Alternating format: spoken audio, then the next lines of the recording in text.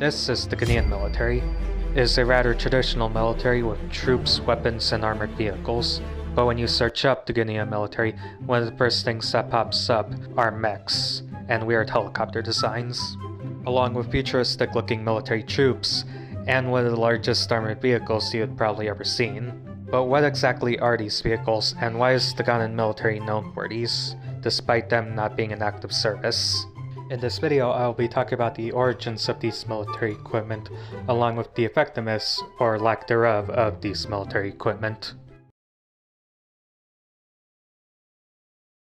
So these military vehicles originated from the Ghanaian auto manufacturer, the Katanka Group. They're a Ghanaian Christian group that decided to manufacture and build cars made in Ghana, but according to some evidence, it appears that some of those cars were pre-manufactured in China, so already their reputation is very iffy, if not fraudulent.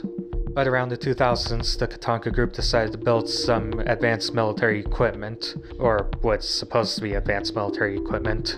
And the result of their research are the following vehicles that you see on the screen right now. So let's examine some of this Ghanaian military equipment and compare it to its counterparts in other countries. Let's start off with the combat gear that the Katanka Group shown.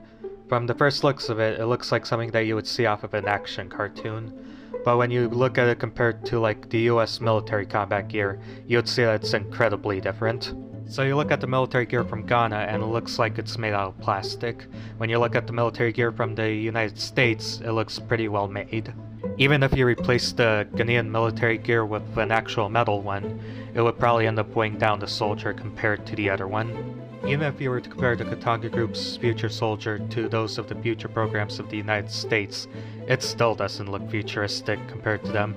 If you were to look at the current US Future Soldier program, you'll notice that the current soldier has the new XM7 assault rifle, along with a VR headset that is supposed to help them assess the battlefield a lot better. Even when you look at a Future Soldier program of the past, like the Potomac Army program, it still looks completely different from the Ghanaian military program. When you look at them both closely, one of them looks like it's from a kid's TV show, and the other one looks like it's from a Fallout game. Now we move on to the Armored Personnel Carrier. At first glance, the Armored Personnel Carrier is a lot larger compared to other personnel carriers, like the US Striker. I've already mentioned this with the Mouse Tank, but a target that big would end up being vulnerable to airstrikes. Sure, you could carry a lot more people in that Armored Personnel Carrier, but that's a lot more people you would lose to an airstrike.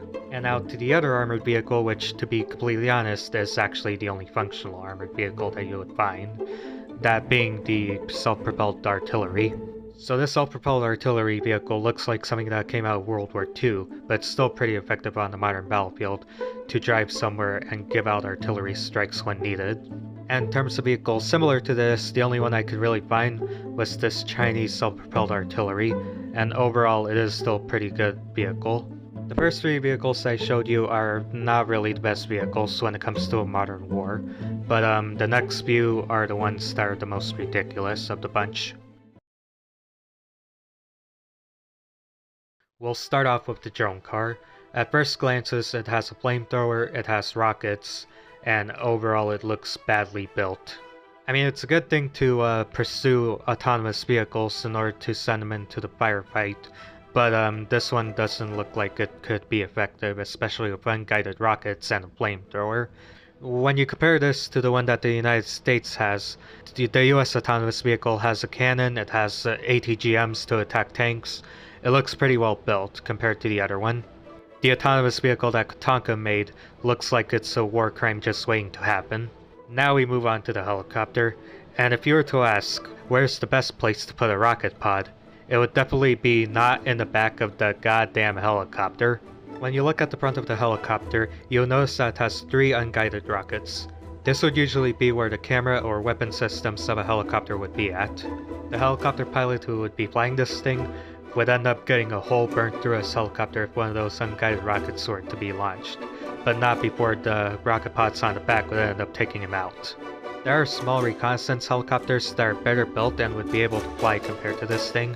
And last but not least is the mech, and to be completely honest, it looks pretty cool. In reality, this mech would end up being destroyed by an anti-tank guided missile or an airstrike, but overall it's still a pretty cool thing, especially when the head of the mech actually functions. You have other countries that are currently building robots in order to be put on the battlefield, but in terms of Ghana's mech, it will likely be not very effective. And this concludes my video on Ghana's weird military equipment. If you liked this video, please like and subscribe, it'll really help the channel grow.